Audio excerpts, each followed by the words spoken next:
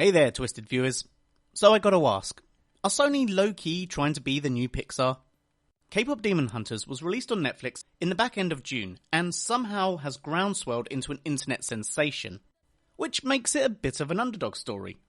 Let's face it, no one had any faith in this movie. Sony Animation had always gone to cinema releases with varying success, but this time they agreed to add it to Netflix where they have a direct-to-platform agreement, so there's that. Also, it's called K-pop Demon Hunters.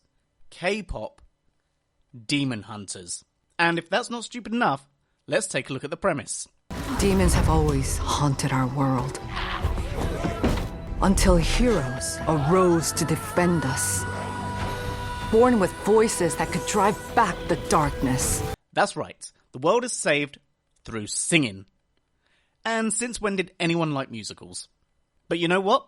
Somehow, it kind of works. So what is K-pop Demon Hunters doing right that recently Disney have been getting so wrong? I've spoken before about Hollywood's recent obsession with strong female characters, but the fundamental misunderstanding of how to truly write them. And if you think I'm going to compare this and argue that they got it right, wrong. Our heroines find dispatching their foes super easy, barely an inconvenience, and they do so with finesse and style. It's almost like a dance, often to the beat. Wait, that's the beat? So they fail in the usual test of what makes it engaging, as in the hero's journey, as they're already there.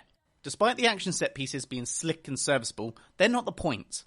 As for the story, it's simple but tried and tested. Our main protagonist is fighting to save the world and herself.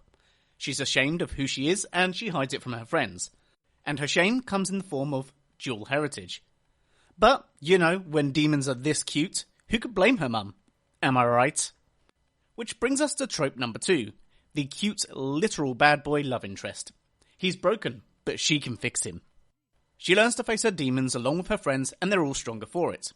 Like I said, they aren't setting the world alight, but it's a positive message to put out into the world. This leads us to the part that I don't actually have anything negative to say on. K-pop isn't really my thing, but then I'd say nor is it for most of the Western world.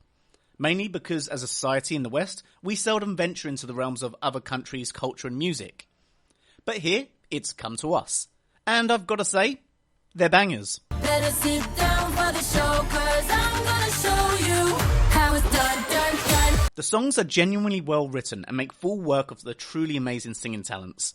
Going a little deeper, there was some genuine intention into making the demon boy band songs bubblegum catchy pop.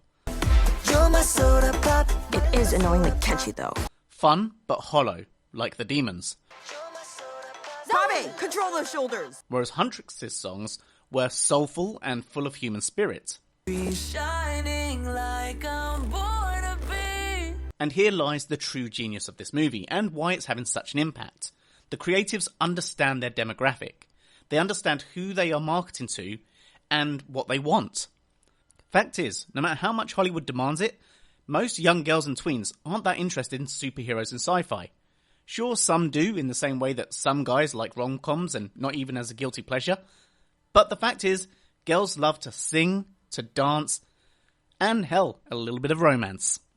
What they did right was what Marvel was getting right in their first 3 phases. They understood the audience. But beyond the songs, action, and teen lust, they understood the audience at their core. The girls are strong and confident, but way more importantly, they're weird, quirky, and funny. Each of them have issues, and they're vulnerable. The reason that they work is that they're flawed. They make mistakes and they learn. Despite the setting, they feel real. There appears to be a genuine love for the world, Korean lore, and a genuine love of K-pop as the music genre. And it only took a quick Google search to find out that this was all true. It was conceived by Maggie Kang, who wanted to make a film that was set in Korean culture. She delved into mythology and demonology for something that could be visually unique, compared to mainstream media. She also called the film her love letter to K-pop and her Korean roots. And it shows. The visuals and the demon lore shines. Adding to this, the original songwriter Eiji was brought into production to write the songs before later being offered the role of Rumi's singing voice. Also, this is a truly diverse cast with a mix of Korean and American actors from Asian descent. I don't feel this is an integral element to the storytelling, but considering what Maggie Kang was going for, it definitely helped to make me forget it was developed by a major Hollywood player. And I can't finish without talking about Derpy, the breakout star, because who doesn't love a silly cat that's obsessed with picking things up after knocking them over? So this is just a theory, and only time will tell, but it turns out Sony have been flirting with animation all the way back in 2006 with Open Season. They had a stream of animated movies of varying quality until 2012's Hotel Transylvania, which I might argue was their first proper hit. Fast forward to 2018 and they get their next big thing. And finally figure out their formula.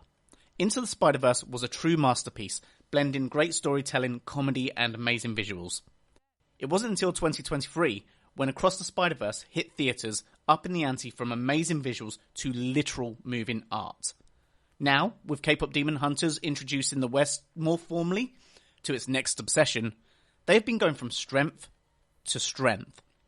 And if I was Disney and Pixar, I'd be sweating.